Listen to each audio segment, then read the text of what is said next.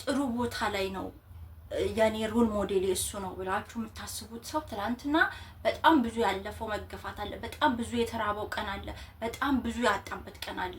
ገባችሁ አይደለ? ማንም ሰው ስኬታማ የሚሆነው ዛሬ የምትቀኑባቸው ሰዎች ዛሬ የሆነ ቦታ ሆነው ወይኔ ምን ነው እሱን በሆንኩት ብላችሁ የምታስቡት ሰው አለ በህይወታችሁ አይደለ? ሰው ያ ሰው እናንተ ዛሬ ላይ የምትመኙት ሰው ከመሬት ተነስቶ ወድግ ብሎ አይደለም የሆነ ቦታ ላይ የተቀመጠው፣ ታሽቶ ነው፣ ተርቦ ተጠምቶ ነው። ገባችሁ አይደለ? አጥቶ ነው፣ ተገፍቶ ነው። እሱን ነው ማሰብ ያለባችሁ። የእናንተ ችግር የእናንተ መከራ ዛሬ ያላችሁበት ሁኔታ የህይወት ማብቂያ አይደለም። ፊውቸር የሌለው ሰው ከነገራችን አይለፋም ማለት የሆነ ተስፋ የሌለው ሰው መኖር ማይፈልግ ሰው ነው። ተስፋ ሳይታያችሁ ለምን ትለፋላችሁ? የሆነ አላማ ከሌላችሁ ለምን አረብ ሀገር አላችሁ? ለምን ለሰው ገረድ ትሆናላችሁ? አትሆኑ፣ አትገረዱ በፍጹም ማለት ነው።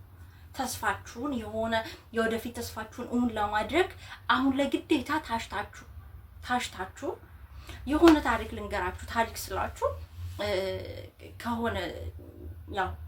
ከሆነ ቦታ የሰማሁት አባባል ነውና በጣም ውስጥ የገብቶ የቀረ ነው። አሁን ምን ለብሰው ሸሚዝ አይዶን ሰምታችሁት ሊሆን ይችላልና አሁን ለብሰን ለክት ለብሰን የሆነ ቆንጆ መስተንግዶ ቦታ ስንጠራ ቆንጆ ፕሮግራም ሲኖር ስንጠራ ምናምን ለብሰን የምንወጣው ከቁም ሳጥናችን እንዲተሰቅሎ ለብሰን የምንወጣው ቆንጆ ሽቶ ረሽተን ምናምን የምንወጣው ሸሚዝ መጀመሪያ ያንን ክብር ለማግኘት እዛ ቁም ሳጥን ላይ በክብር ተንጠልጥሎ ለመቀመጥ በጣም ብዙ መከራዎችን አልፏል። ምንድነው ያለፈው? ታጥቧል። ሲታጠብ እንዴት ነው ፍትግ ተደርጎ ሳሙና አሲድ ነው አይደለ? ሳሙና ቆሻሻውን እንዲያስለቅቅ ፍትግ ተደርጎ ታሽቷል። ማሽን ውስጥ ገብቶ እንደዚህ በቃ እንዲ ጭምድድ እስከሚል ድረስ ተጨምቋል። ገብታችኋል አይደለ? ይሄ ዝርግ የነበረው ተጨማዶችን አክሏል። ከዛ በኋላ ወጡ ተሰጥቶ ፀሐይ ክው አድርጎ አድርቆታል። በፀሐይ ተንቃብቷል።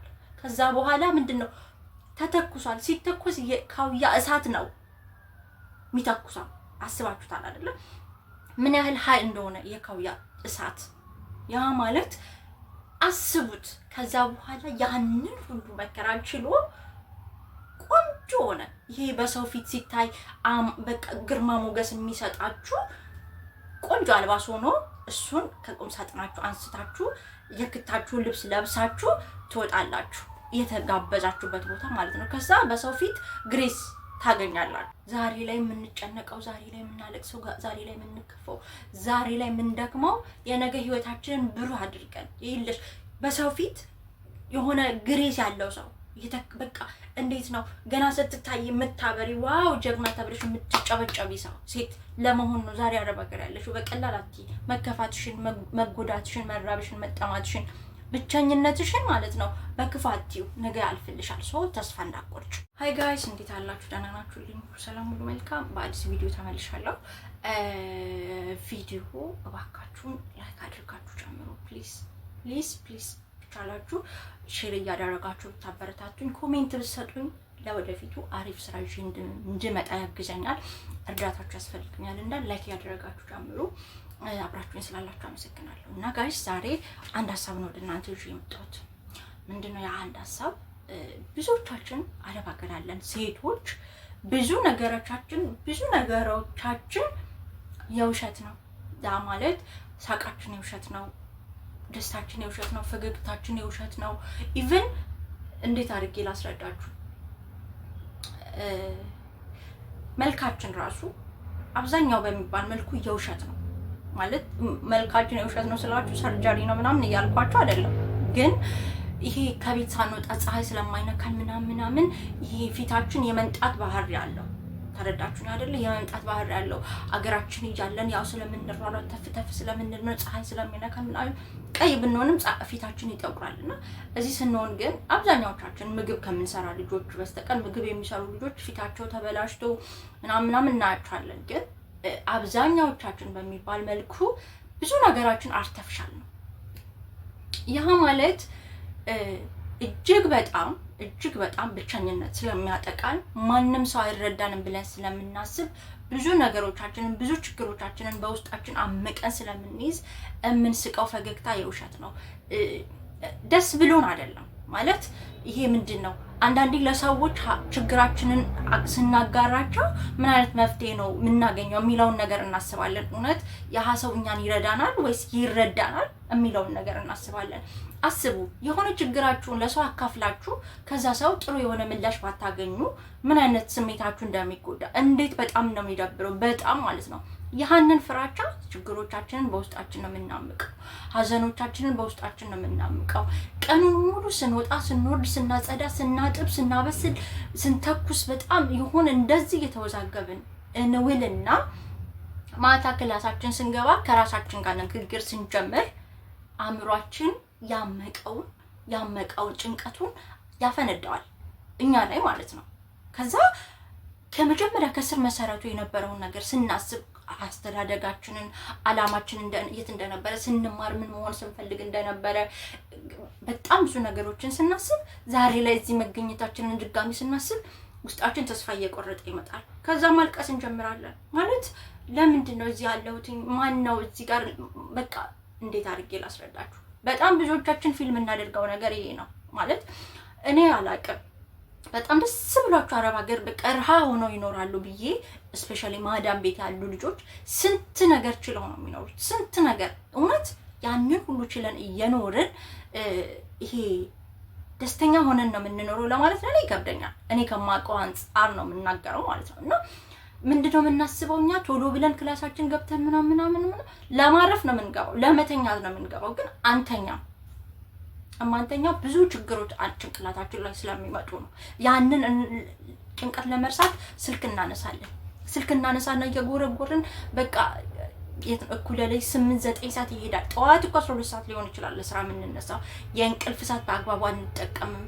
እንዴት ነው ብዙ ነገራችን በቃ በውጥረት እንዴት መቼ ይሄንን አመጨርሽ፣ መቼ ይሄን ያህል ገንዘብ ይዤ ሀገሬ ገብቼ የራሴን ኑሮ ልኑር፣ ለራሴን ህይወት ላሳካ ብለን እናስባለን። ከዛ በኋላ ደግሞ ተመልሰን ዞረን ይሄን ሁሉ አመት ሰርቼ እቺን ብቻ አይደል ገንዘብ ያለ ብር እኮ አይበቃኝም። ፕላን ያደረግነው እኮ በሚቀጥለው አመት ሀገራችን ልንገባ ነው። ግን ብራችንን ስናይ እዛ ሄዶ ውሃ የሚያነሳ አይደለም። አሁን ይሄንን ብር ይዤ ሀገሬ ምን ልሰራበት ነው እንልና ሌላ ድጋሚ የሞራል ስብራት ማለት ነው።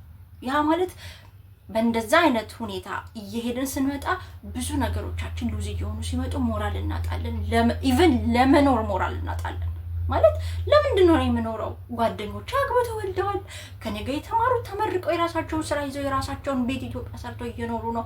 እኔ ገና ከዚህ ሄጄ ገና ራሴን አቋቁሜ ገና አግብቼ ገና ወልጄ ገና እንዲሰርቼ ከዛ ሁሉ ነገር ገና ሲሆን የነበረው ሞራላችን እየሞተ ይመጣል ማለት ነው። ከዛ እንደክማለን፣ በቃ ይደክመናል። ሰው ሀዘናችን፣ ለቅሷችን፣ ሳቅ በቃ ምን ብዬ ልንገራችሁ ላይ በላይ ነው ሁሉም ነገር የሚደራደር። ብዙ ጊዜ ራሳቸውን የሚያጠፉ ሴቶች ወደው ነው። አረብ ሀገር በጣም ብዙ ሴቶች ራሳቸውን አጥፍተው ያውቃሉ።